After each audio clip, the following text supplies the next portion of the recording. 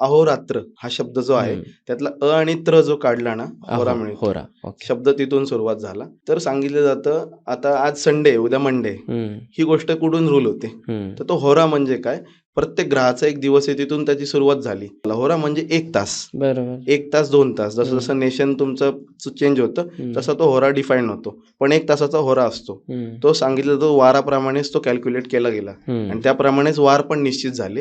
हे एका होरा या कन्सेप्ट मधून कळतं. दुसरी गोष्ट आहे पंचांगामध्ये सांगितलं जातं, नवग्रहांचा एक मंत्र आहे की तो मंत्र असा आहे, ब्रह्मा मुरारी त्रिपुरांतकारी भानु शशी भूमी सुतो बुधश्च गुरुश्च शुक्रश्च शनी राहू केतवः सर्वे ग्रहा शांतिकरा भवंतु.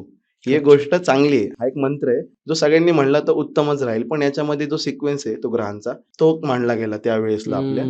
आणि होरा म्हणजे ॲज इट इज तसंच आहे की आज सूर्य संडे तर आज सूर्याचा होरा चालू होणार सकाळी. सूर्योदयाला पाहिलं गेलं तर पंचांगामध्ये सगळ्यांना मी त्याचा उपभोग घ्यायला लावतो. कुंडलीमधनं कळतं की तुमचा कोणता बेस्ट टाइम आहे जो तुम्ही आज दिवसभरात प्रिपेअर करावा.